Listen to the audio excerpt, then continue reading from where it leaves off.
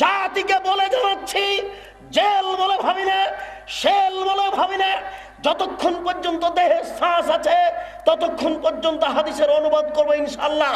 এই দেশের মাটিতে যদি হিন্দু কথা বলতে পারে, এই দেশের মাটিতে যদি ইহুদি কথা বলতে পারে, এই দেশের মাটিতে যদি খ্রিস্টান কথা বলতে পারে, আমি আব্দুর রাজ্জাক এই দেশের মাটিতে হাদিসের অনুবাদ করতে পারি।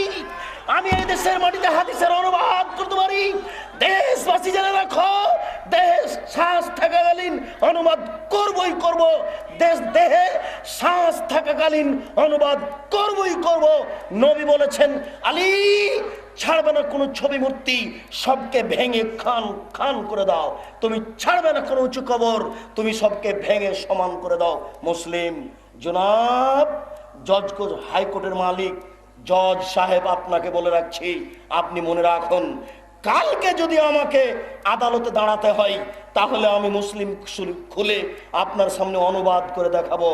আপনার কোনো পথ থাকবে না, আপনাকে লিখতে হবে আদেশ দাতার ফাঁসি ঘোষণা করা হলো আর অনুবাদকের আজীবন জেল ঘোষণা করা হলো। আমি এক নম্বর আসামি নই, এক নম্বর আসামি হচ্ছেন মোহাম্মদ সাল্লাল্লাহু আলাইহি সাল্লাম।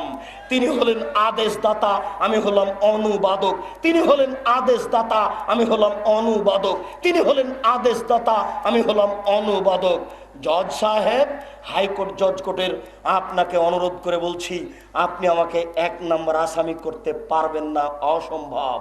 এক নম্বর আসামি হচ্ছেন মোহাম্মদ সাল্লাল্লাহু আলাইহি সাল্লাম, তিনি হচ্ছেন আদেশদাতা, আমি হলাম অনুবাদক। জাতিকে বলে রাখছি, জাতি যেন এই ছবি মূর্তিকে মরা পর্যন্ত কোনোদিন মূল্যায়ন না করে। যারা করে তারা মুনাফেক মুসলমান। ছবি মূর্তি মূল্যায়ন করার জিনিস নয়, এটা হচ্ছে একটা শিরকি নীতি, আপনাকে ত্যাগ করতে হবে। প্রতিপালক তুমি বড় দয়াবান, তুমি বড় রহমান, তুমি বড় ক্ষমাবান। তোমার দরবারে আশাধারী হয়ে বলি, তুমি শক্তিশালী, তুমি সব কিছু করতে পারো। তুমি এই মূর্তি প্রথা বন্ধ করো, তোমার দরবারে দাবি রইল। এই গভীর রাতে তোমার দরবারে আরো দাবি, এ দেশের যারা মারা গেছে, যেসব মুসলিম নরনারী মারা গেছে, তুমি তাদের কবরের শাস্তি মাফ করো, আল্লাহুম্মা আমিন। যারা আমরা অসুস্থ, বাড়িতে হাসপাতালে আছি, তুমি তাদের আরোগ্য দান করো, আল্লাহুম্মা আমিন। আমরা যারা বেঁচে আছি, তুমি তাদেরকে শিরক মুক্ত জীবন গড়ার তৌফিক দান করো, আল্লাহুম্মা আমিন।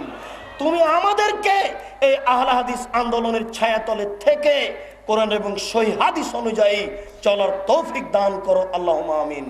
তুমি আমাদেরকে তোমার নবী মুহাম্মদ সাল্লাল্লাহু আলাইহি সাল্লামের নীতি অনুযায়ী চলার তৌফিক দান করো, আল্লাহুম্মা আমিন।